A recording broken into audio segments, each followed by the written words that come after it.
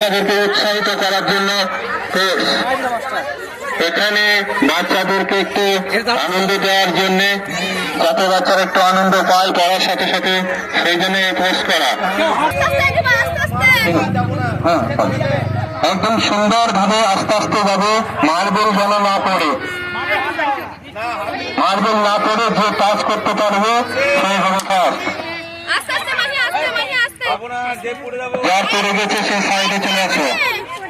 সুন্দর করে সবাই একটা হাততালি দেওয়া যায় না, সুন্দর করে একটা হাততালি দেওয়া যায় না বাচ্চাদেরকে উৎসাহিত করার জন্য।